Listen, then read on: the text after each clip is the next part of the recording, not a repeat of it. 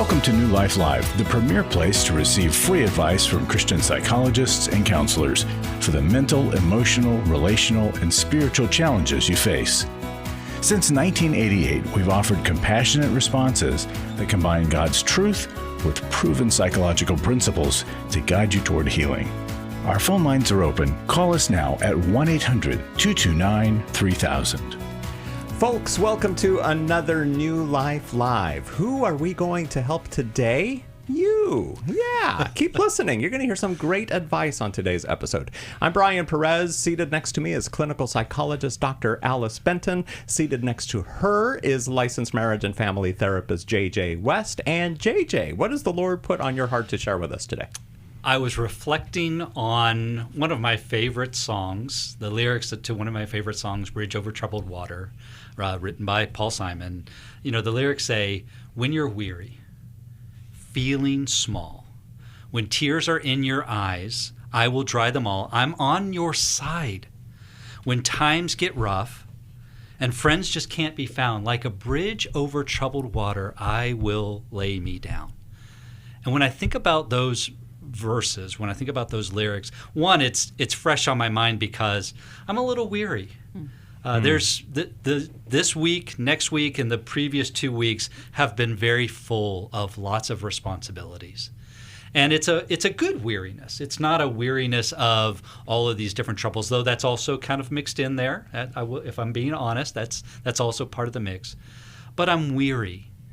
And when I get weary like that, I'm looking for solace. I'm looking for someone who's willing to lay their life down like a bridge over troubled water. And who does that?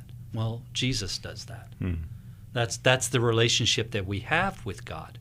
In Matthew chapter 11, verses 28 and 29, Jesus says, "Come to me, all you who are weary and burdened, and I will give you" what? "I will give you rest.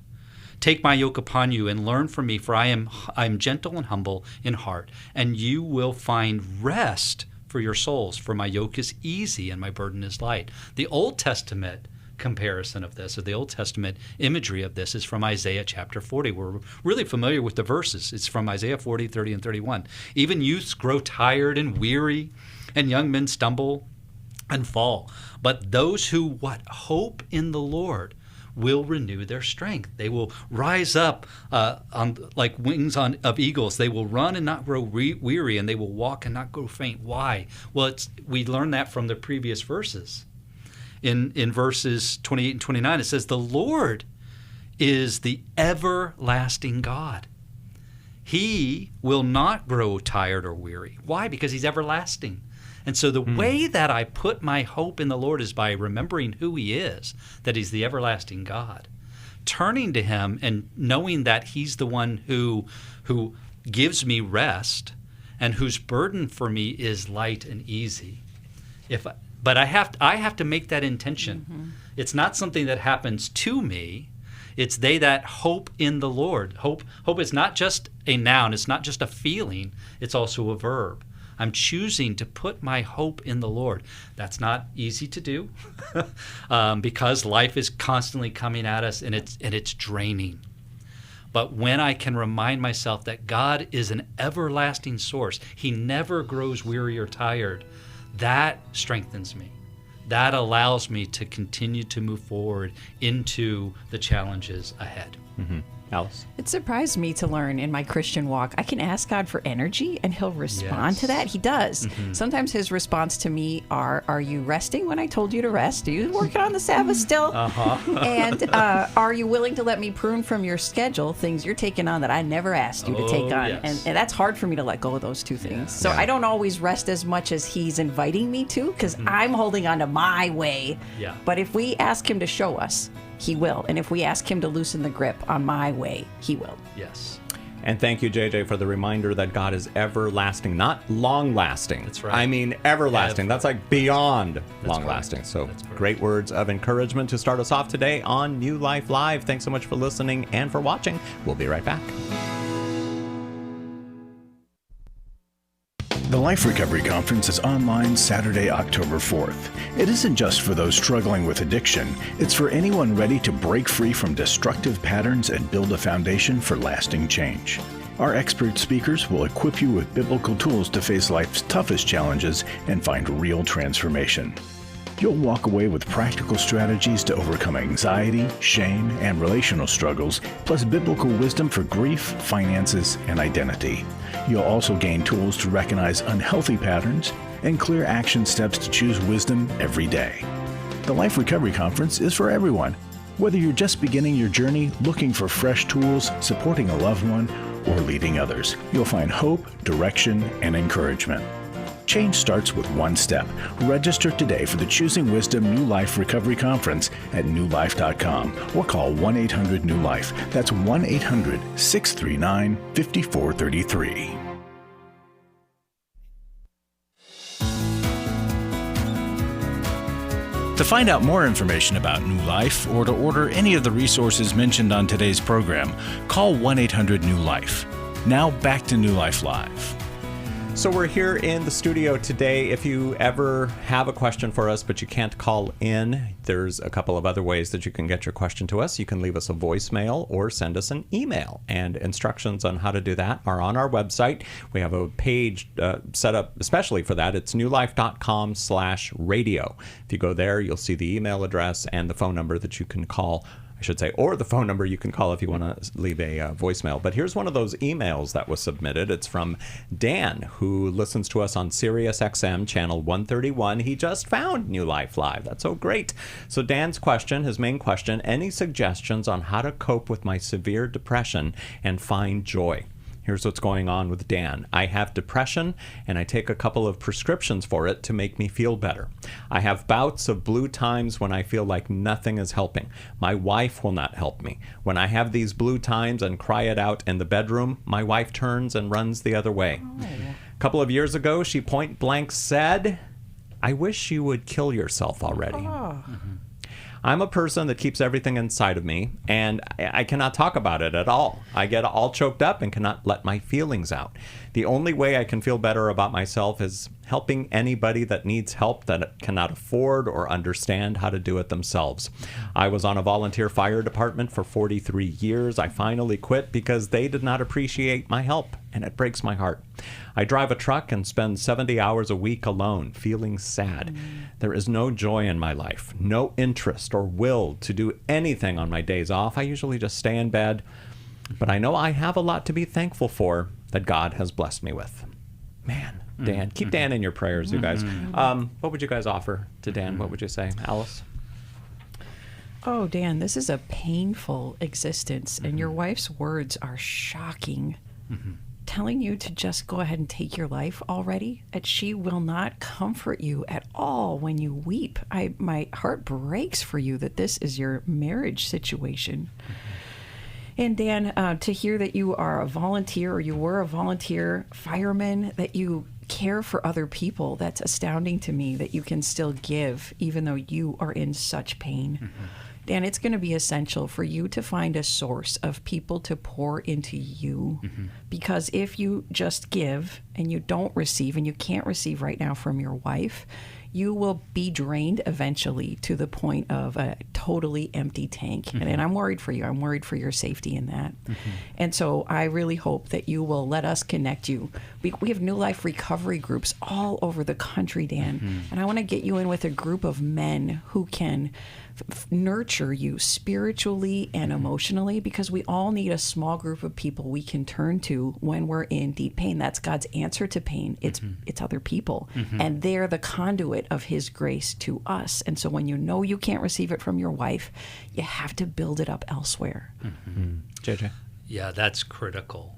I have to have a supportive community around me, especially when I am hurting. I need it all the time. But when I'm hurting, I think about, the paralytic that the four friends brought to Jesus. He could not get to Jesus on his own. There's no way he could have gotten to Jesus on his own.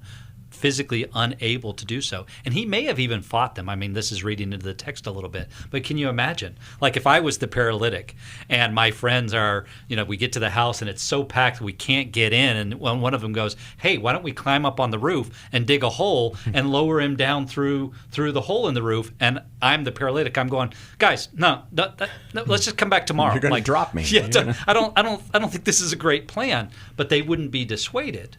They were going to get their friend to Jesus, and you really do need that in your life. You need a group of people who love you enough that even against your protests will bring you to Jesus. And I'm so sad that your wife is not one of those people, but that doesn't mean that you don't have that in your life. You need that. How much more do you need to have that in your life? Because again, kind of like what we talked about at the start of the show, you need to find Jesus as a resting place for your soul.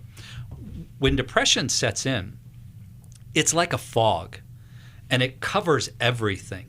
It's not just, I feel depressed because of this one thing. When depression sets in, it's a fog that covers everything. And so what I need are, sometimes it's antidepressants, right? Sometimes it's psychotropic medication that helps lift the fog.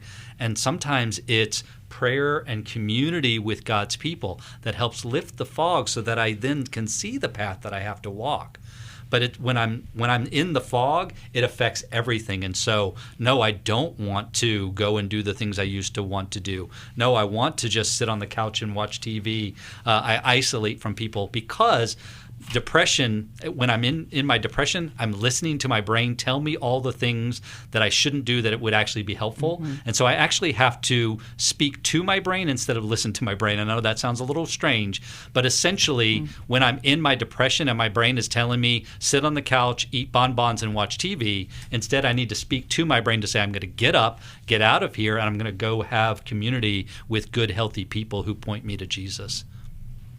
Dan, we also need to separate ourselves from the people that mistreat us. Yes. And so that might mean letting your wife know, the way you've been treating me lately, I cannot tolerate it. And so I'm going to go make relationships with healthy, safe men in group, and I'm going to be spending more and more time with people that can love me well. I wish you could, and if you want to help fix what's going on between the two of us, correct. I want to get us help. I want to get into counseling, but otherwise I have to spend less time with you because it hurts me so much when you treat me that way. Yeah.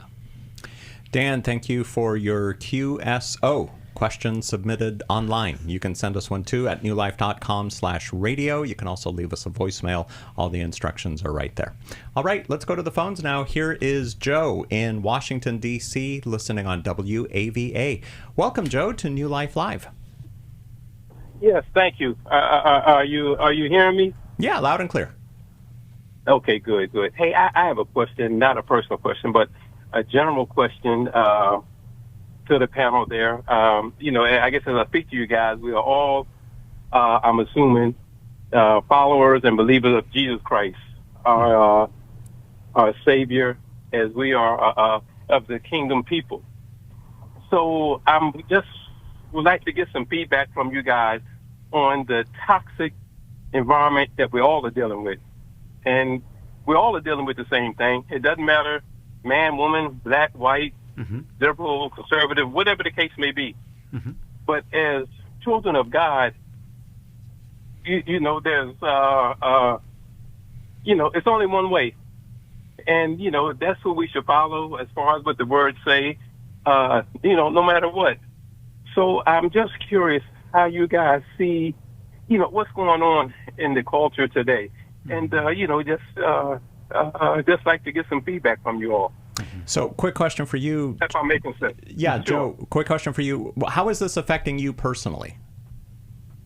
I'm doing fine personally. I have issues just like anyone else, and I try to keep them to a minimum. You know what I'm saying? And when they happen, we try to put it out, at that time, the best we can. And but I'm fine. Hey, I'm living the best I can, doing the best I can. I'm thankful and blessed, with my situation at this time. Joe, I thought I heard sorrow in your voice as you were asking the question. Did I misread that? No, it's nervousness, I guess, being on the phone talking to you guys. Yes. Yeah. Sure. We're all friends, Joe. No need to be nervous. Yeah. And Joe, how does this toxic world affect your faith in God and your sense that He's in charge? It makes it strong. You know what I mean? As things happen from day to day, you just have to lean on Him. He says, bring it to me. He's here for us, and so that's where I'm at. And it's encouraging some days, and other days, you have to really ask yourself, what's going on. But nonetheless, that's how I try to handle it the best I can. Yeah. Well, the Scripture does tell us that there is nothing new under the sun in Ecclesiastes. That's right. And so while you're right that we do live in a toxic culture, there's all kinds of division, and there's all kinds of emphasis on what might divide us instead of what unites us. It's not a new thing.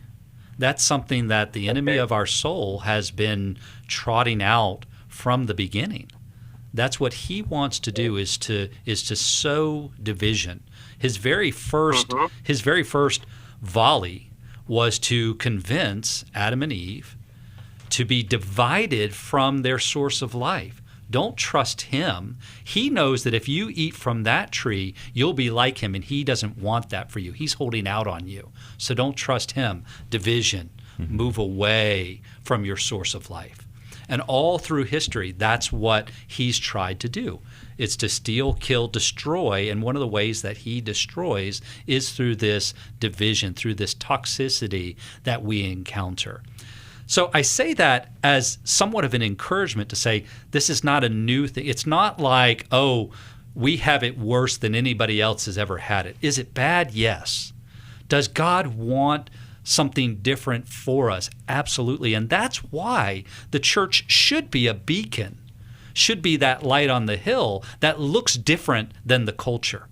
There should be, as Jesus said, they will know that you are my followers, my disciples, by what? How you love one another. So that's what we need to be striving for as believers, as you said at the beginning, Joe. We need to be emulating that idea of how we love one another, how our faith causes us to not focus on the divisions that we have, but instead to focus on the things that bring us together, our joint faith and our desire for God's kingdom to come on earth in this culture as it is in heaven. That's what it should be calling us to do, right? And so we don't live in fear of, oh gosh, this is so terrible, isn't this awful, look what's happening, all is lost. But instead we live out of the strength of knowing, God, you are using this, even this horrible thing that's happening, for our good and for your glory. And so how do I join with a brother who maybe looks different than me, sounds different than me, believes differently politically or socially or whatever?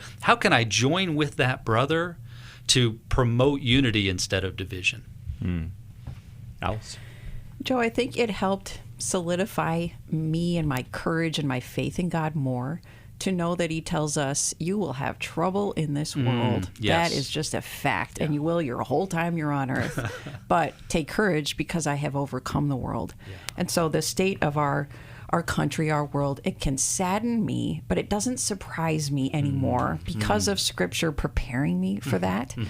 And so when it upsets me, I take it to God. I choose to pray for what may seem like enemies, people on the other side of the spectrum, people who have opposing beliefs to me. I choose to pray for them because that saves me from resentment and anger.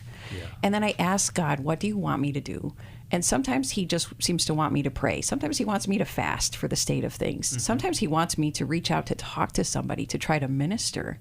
And so all of those things give me a sense of purpose and kind of renew my trust in him, that he knows all this is happening. It sorrows him too, but he's calling all of us kingdom workers and warriors up to do something about it. So I so appreciate that you're asking the question, and I hope you'll be asking him, God, what do you want from me when it upsets me that I see these things around me? Yes, and we can lament when we are upset. We should lament, and we should even lament as a group of believers, that we lament together that things are not as God wants them to be.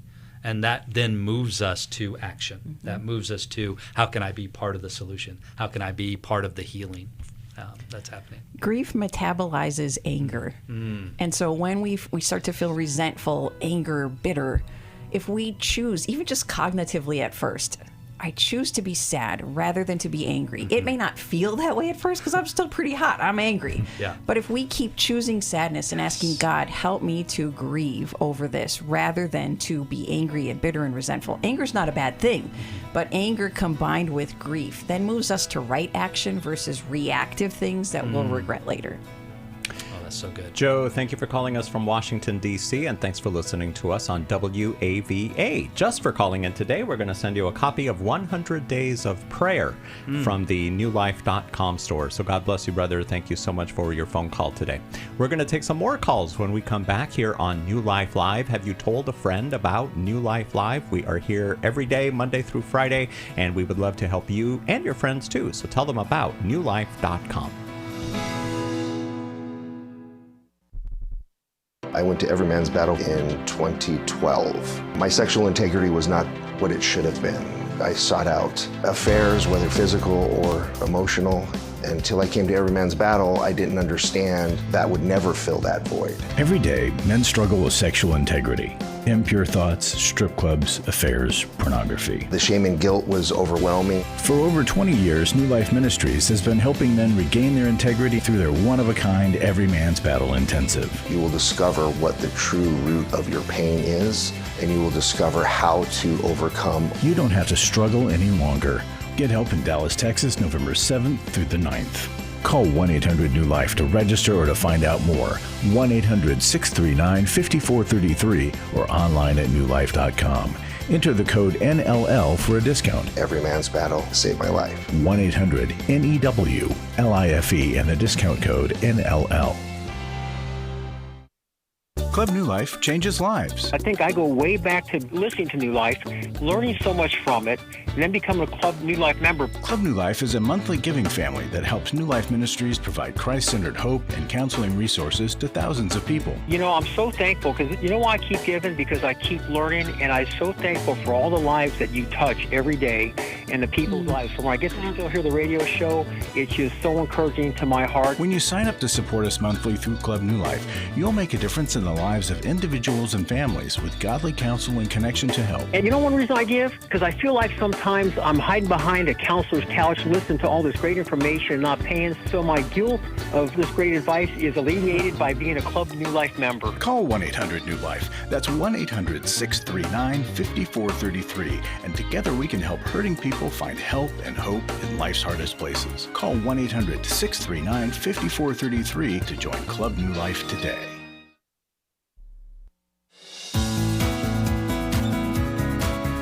To find out more information about New Life or to order any of the resources mentioned on today's program, call 1-800-NEW-LIFE. Now back to New Life Live. The Choosing Wisdom Online Life Recovery Conference is in 2 days, but you can still register. You'll hear wisdom from Becky Brown, Chris Williams, and her, Dr. Alice Benton, as well as 9 other network counselors or coaches on topics that we all need wisdom on. All in just 5 hours, all from the convenience of your casa. Alice, what would you say to people who are on the fence about pushing that register button on newlife.com? Well, I had a cold recently that lasted like 6 weeks. I could not get over it no matter what I tried. So finally I went to the doctor and I got antibiotics and it cleared it up. If you're struggling with a heart sickness, a relational sickness, and the good things you know to do aren't having enough success in your situation, come in for some antibiotics. And that's what this workshop is all about. You will be so well equipped to handle a wide variety of issues and to be able to turn our trauma into growth. That's what you will get from our Wisdom Conference.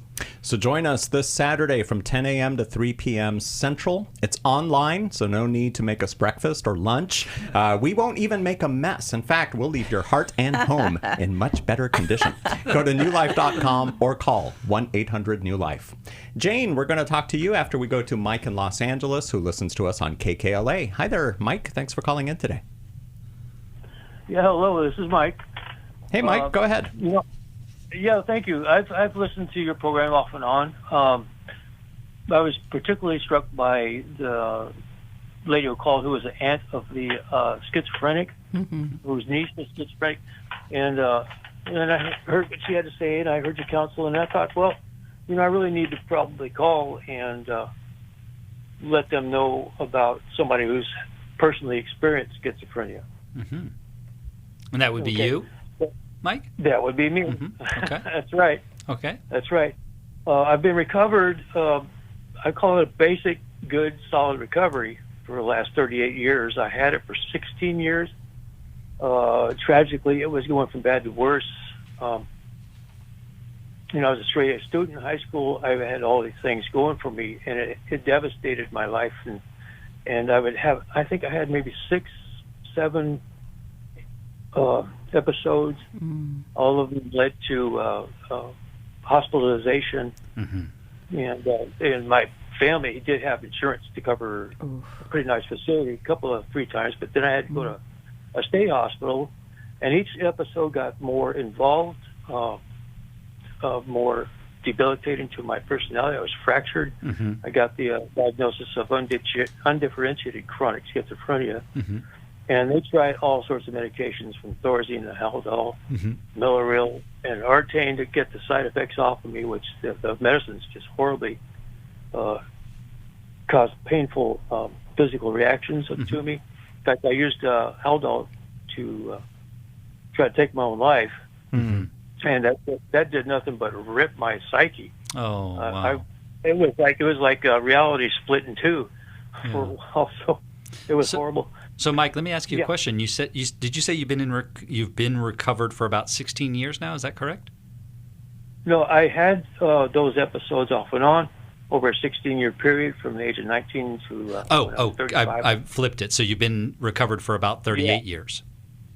Yeah, basically, I believe that's true. And and what did you find that was helpful?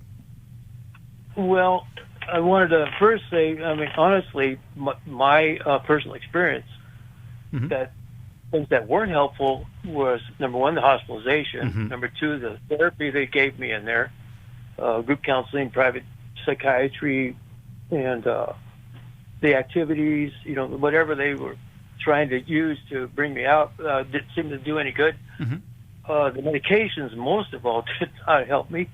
As a matter of fact, they were debilitating. I really felt like I was losing control over my brain. I couldn't. But what did? My brain shut down. But what did help you, Mike? Because some of the things that you're mentioning that didn't help you, they might help other people. So we do have to keep that in mind. But what did work for you? Yeah. Well, okay. I just have a hard time thinking that they do much good. But I'll say what did help is somebody came into my life who actually started praying for me. And me being Catholic, I was agnostic at the age of 8 years old, I believe. Due to what I was experiencing in Catholic school, I went through 8 years of that. So anyhow, past that, I was an agnostic. I didn't believe in prayer. I never even lifted prayer up, I don't think, in all those 16 years. But she started praying for me, and I recovered. She led me to a church that was a charismatic, full gospel type church, which was a real shock to my system. But I said, something's going on here. The pastor said, there's somebody out there who Satan has got wants to take out. Yeah. So, Mike, you're sharing this hope that there is still miraculous healing this side of heaven. And I just rejoice that God did that for you. He lifted that from you. And I know prayer can have that power, and I know the Lord can intervene in that way. I do want to just speak to the general audience to say, of course, mainstream treatment doesn't work well for everyone. But for schizophrenia being, as you said, Mike, such a devastating disorder, and it is, hospitalization, medication, psychiatric intervention are usually the best, the most effective form of treatment. But it's always worthwhile to pray and ask God for full healing. Sometimes He does, not always, but sometimes He does. We should always ask. Yeah, JJ. Agree wholeheartedly. It always is that combination. But to recognize just because something didn't work for you doesn't mean it's not going to work for somebody else, and vice versa. Just because something did work for you doesn't mean it's going to work for everyone. There's a science and an art to the healing process. Yeah. Sometimes it's a failed treatment, seemingly failed, that sets up for the next treatment to be successful. That's right. That's good. Okay, we're going to take a break. Mike, stay on the phone because we want to send you a resource, and then Jane will talk to you. I was sort of vaguely familiar that the 12 steps had some origination in the Bible. I found Life Recovery, and one of the things I liked so much was that it had such a broad appeal. It wasn't limited to just alcohol or drugs, that it was addressing a wide range of problems. At New Life, we believe everyone can benefit from a life recovery experience.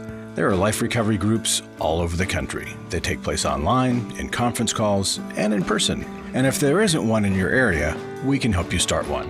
We have startup materials, leaders' guides, CDs, Bibles, and more, all with discounts available for groups. Call us at 1-800-NEW-LIFE and ask for Terry Ward. The 12 Steps have long been a great help to people in recovery because much of the 12 Steps' power comes from the fact that they capture principles clearly revealed in the Bible. The 12 Steps is really a pattern for all of us as Christians. Call 1-800-NEW-LIFE. That's 1-800-639-5433.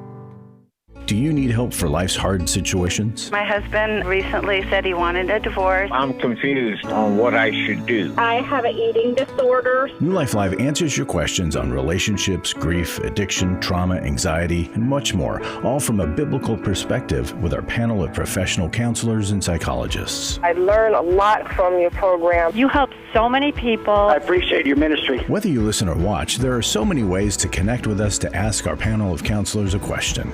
Call us Monday through Wednesday at 1 p.m. Eastern, 10 a.m. Pacific at 1-800-229-3000 to ask your question on New Life Live.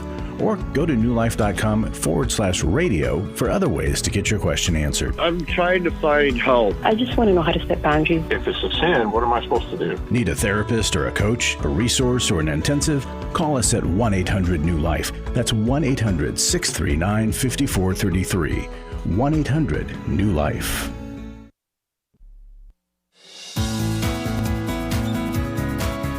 To find out more information about New Life or to order any of the resources mentioned on today's program, call 1-800-NEW-LIFE. Now back to New Life Live. And Mike, just for calling in today to New Life Live, we're going to send you a copy of the Life Recovery Journal from the newlife.com store. God bless you, man. Back to the phones. Here is Jane in Denver, Colorado, who listens to us on newlife.com. Hi there, Jane. Welcome. Hi there. How can we help you today? Well, my heart is heavy, so I thought I'm going to call. So, I'm divorced for quite a few years, like 15, and I found out during the whole divorce process, which was very, very long, my husband had a mistress, and then I found out that he actually did watch pornography on his computer in his quiet little ways, and he traveled a lot and everything, and I had children that were 11 and 14, two sons. We had the opportunity to move quite a ways away from him. He did not have a lot of time with the children, and I sort of just went, well, this is my battle. This is my battle with his pornography, or it's his battle with his pornography and his mistress and everything else. But I pretty much protected the children from all that. Well, now the children are in their 30s, and the one has a lovely wife, has a lovely I have a lovely granddaughter, and they were just in Florida visiting him. Now, this particular son is the youngest. He's very guarded. He has really big walls against his father. He has very limited time with him. He's a pretty good boundary guy. But the pictures that my former husband or ex-husband sent to me, I thought were pretty inappropriate.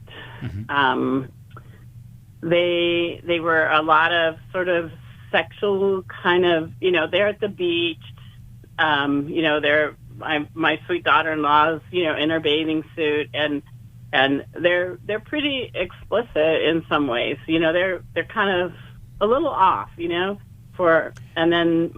Do you think these pictures were was he taking these pictures without her knowing that she was taking the pictures, or are they more like she's smiling at the camera, or were they? No, she's not smiling at the camera. Okay.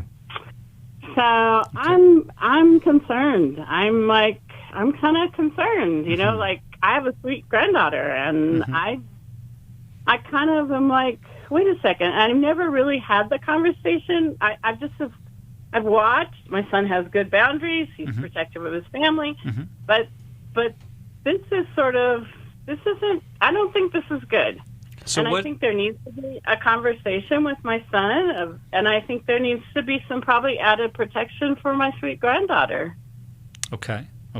In the form of. I don't know. I don't know, and so that's why I'm calling. Because okay. I'm like, gotcha. What should be your response? What should be my response? How can you help your son set up more boundaries that would be protective of his wife and his daughter with regard to your ex-husband? Yeah. Yeah, because I'm pretty convinced. I mean, I've tried a few times to ask him if he's gotten some help, some counseling.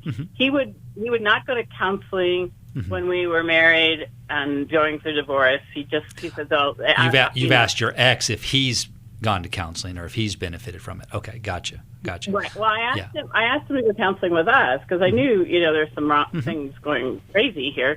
But and he would just say, "Well, I went for you, and then Sure. I'm leaving. I need to be happy. This woman makes me happy. Sure. And but I can't force him to go get help. No, of course not. Right. No. Not only can you not convince him to get help, you can't even convince him that he needs help. Right? Correct. Okay. Correct. And so that's not really where your energy needs to be placed. No. Your energy needs to be placed in a conversation with your son. Correct. And it needs to be very clear. You don't need to beat around the bush. You don't need to, there's no nuance here. I think you need to have a direct conversation with your son that says, listen, your father sent me some pictures from your vacation time with him in Florida. And there were several pictures of you guys at the beach that I found disturbing. And I need okay, that's a good word. Or whatever word you want to use. But I thought they were inappropriate. Especially the ones where she wasn't even looking at the camera. And I'm concerned about the ways that he might be relating to your wife and potentially either now or in the future your daughter. And so I just want to have a frank conversation with you about that. And your son may ask to see the pictures, right? That would, if I were him, I would probably ask him for that. But it's a frank conversation with him around, because we can't fix, change, or control others. So there's no way to make your ex-husband behave in certain ways. What we can do is work on ourselves and have healthy boundaries. So that might mean that your son decides, you know what, if we go visit Dad, we're not going to the beach with him. Or it may mean I'm not going to visit Dad until he owns the fact that he took these inappropriate pictures. Something along those lines. But your son has to make that decision for himself and his family. He can't make the decision for Dad to behave differently because Dad has to do that. Correct? Right. Okay. I would agree. Yeah. So it starts with you having a very clear and frank conversation with your son, raising your concerns, not innuendo, not assumptions, just here's what I received. It bothered me. Now what do we do moving forward? And if your son says, you're right, these are inappropriate, here's what I'm going to do, okay. Or if your son says, Mom, I think you're making too much of this, I don't think these are inappropriate, okay. But the ball is in his court because you can't make your husband change, nor can you make your son do anything different than what he's doing, right? You can only share with him your concern. Alice? But is it a concern for the grandchild? I mean, I don't. My granddaughter-in-law is quite strong person, strong personality, very, very strong believer. Very, they're, But the concern is the granddaughter actually kind of in the crosshairs? Does she end up kind of? Well, so it is important, Jane, to understand that the things that motivate a man to act out sexually in terms of pornography use or mistresses, massage parlors, strip clubs, that sort of thing, is not the same thing that would motivate someone to engage in sexual child abuse or pedophilia. Okay, those are two different things. So I don't know how old your granddaughter is, but if I'm assuming that she's pretty young, if your son is in his 30s, yes? Yeah. Okay, so it's not an automatic just because a man has behaved sexually inappropriately in the past that he's also going to engage in some sort of childhood sexual abuse. Okay, now that good. It also needs to be said that doesn't mean that he wouldn't. It just there's not an automatic there. Okay. Okay. Alice?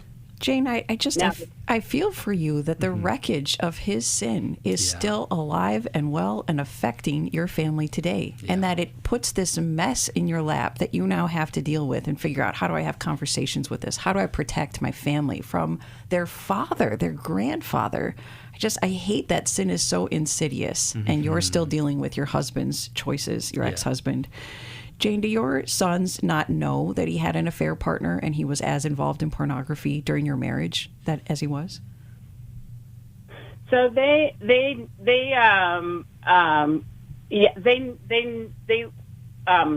deal was he wanted, of course, he wanted his mistress quiet. He would have, I'll just say one thing, which was very interesting to me. He would have lived he would have lived with us and her at the same time. He would have lived that way. Oh, sure. Except I was like, no, because she was in Chicago, and at that point we were in California, and I'm like, no, we are not living this way. No, this isn't how it works, buddy. But do your sons know? So they knew. I said, I will not lie about them. And he goes, well, then I want a divorce. And I'm like, okay, I can't. So they did find out that he had a mistress, but so they did find out, and we talked about it and stuff. And did they also find out about the history with pornography? No, I didn't. I couldn't really prove it, and I thought, and there's an assumption there on your part. Yeah, they were 11 and 14, and I was like, I don't even know. Jane, I do think it's important for them to hear your suspicion for a couple of different reasons. We all receive a biological inheritance and a spiritual inheritance from our parents. And so if I have an alcoholic parent, I'm vulnerable to be an alcoholic myself. If I have a parent that was unfaithful, I'm vulnerable to perpetrate that same sin or to choose a partner who will perpetrate that against me. I'm 2 times more likely to be unfaithful or to be the victim of infidelity. And so I think it's important to share some of these concerns that you have with your son so that they can figure out what to do about their own sexual and spiritual health. Right. But there's a better way and a worse way about going about this disclosure. We're coming to a break, so I want to give you some steps you can take when we come back. All right, Jane, don't hang up, and we'll continue our conversation when we come back from the break here on New Life Live. My name is Brian Perez, here with Dr. Alice Benton and J.J. West, and we will be right back. Nobody gets married thinking that they're going to get divorced, yet there are so many people that experience divorce. How do we get through it? It can feel like it's the end of your story, but we also know that life goes on. So how do we get the healing that we need? The Moving Forward Hope After Divorce webinar is Thursday evening, October 16th. The live session will offer recovery tips like how to process grief in a healthy biblical way, practical steps for emotional healing after divorce, how to set healthy boundaries. This session is for anyone who's separated, divorced, or still navigating the long-term impact of divorce. Maybe you've been divorced for many years and you're still holding on to that resentment. Call 1-800-NEW-LIFE or go online to newlife.com. It's not information, it's an invitation to heal, to hope, to rebuild, to trust that God has more for your story. Start your new chapter today. 1-800-NEW-LIFE, 1-800-639-5433. For over 35 years, New Life has been the most trusted name in Christian counseling. Your ministry has saved my life. If you struggle with emotional hurt, family or marriage problems, the pit of depression, or the pain of addiction, we can help. I'm down 100 pounds now from what I was. I found a counselor through New Life Ministries, and it's just been outstanding. Our treatment programs provide clinically appropriate solutions from licensed professionals, all in a biblical framework. I have had problems with alcohol. I think God has ordained this place to be His. You don't have to be a prisoner of your pain. Help is available at 1-800-NEW-LIFE. She tells me that I'm a new man, and I feel like a new man. It worked for me, and it can work for them too. This time it is different. If you're ready to take the first steps toward genuine spiritual and emotional healing, call us today at 1-800-NEW-LIFE. God can open the door for a better tomorrow. To get someone that's competent, that's good at what they do, it's been like day and night compared to what I've had before. Call 1-800-639-5433.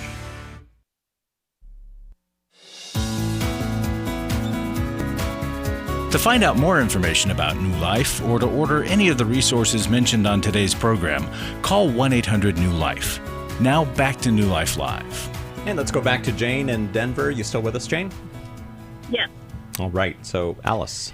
Jane, ideally, when there has been such a betrayal in a family, the betrayer humbles down enough to make the confession to the family. That is the best setup for future healing.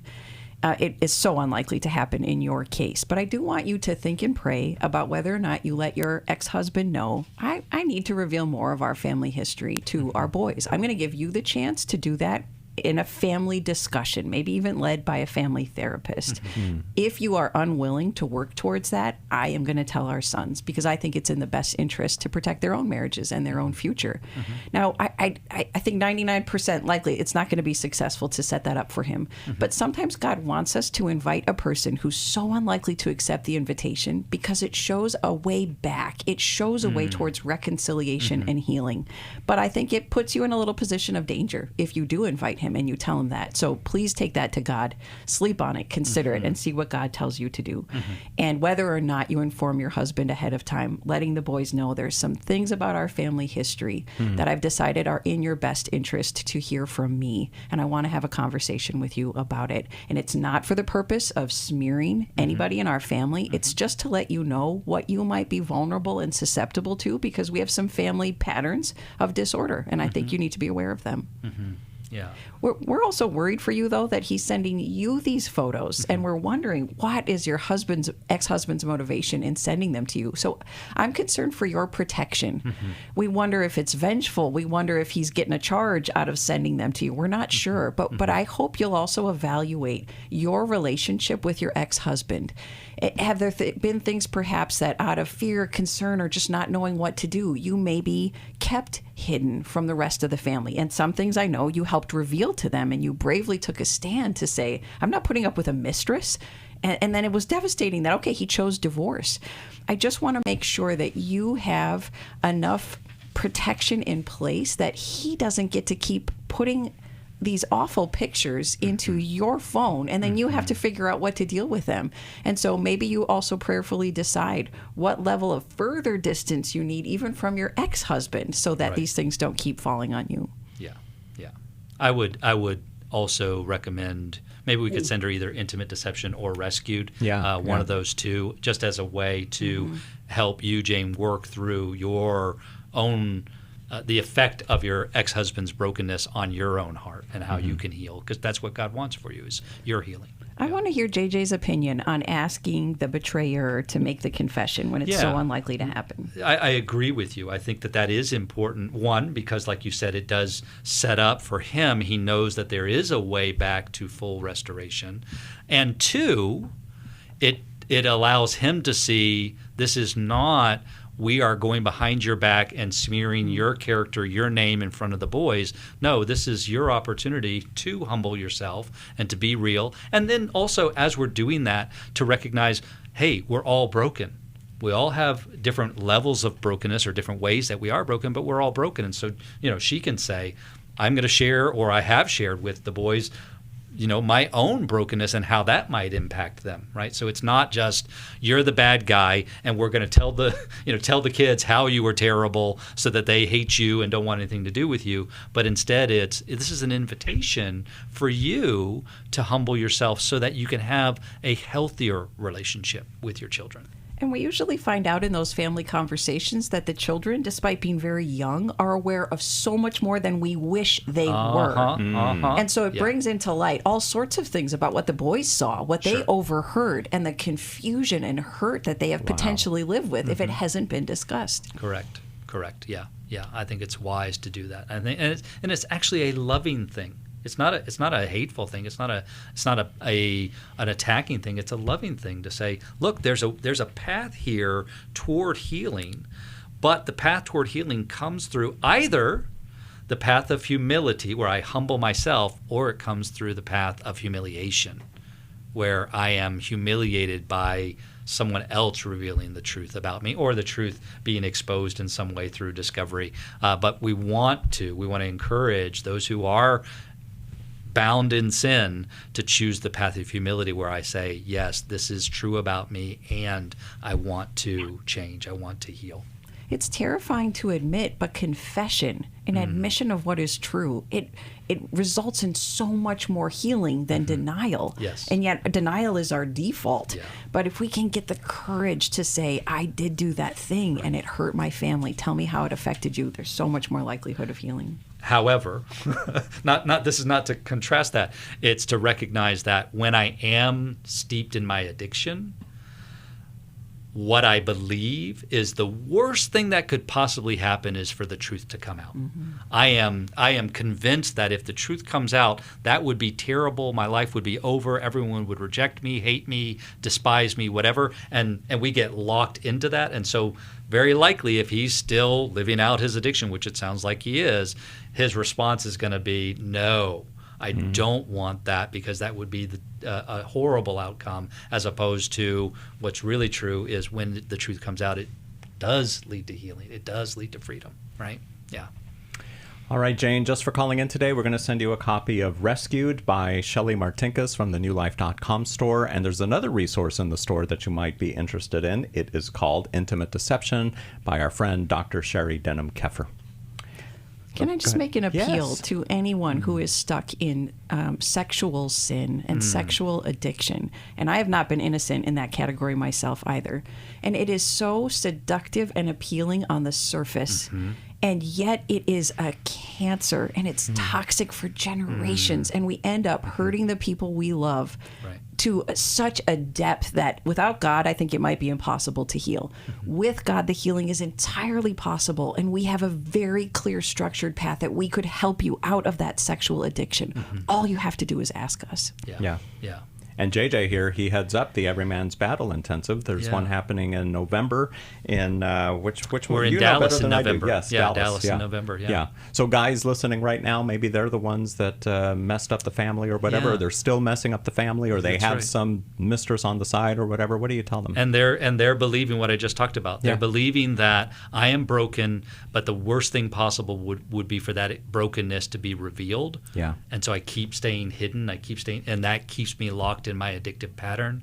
But coming to the intensive allows the truth to come out, and that truth leads to healing. It leads to freedom. It seems counterintuitive, because I know, listen, I lived for decades. I lived with, I can't possibly let this be known. I can't possibly let anybody find out the truth about me. And when that finally did happen, when the truth finally came out, oh my gosh, that's what freedom looks like. Yeah. And it changed everything for me.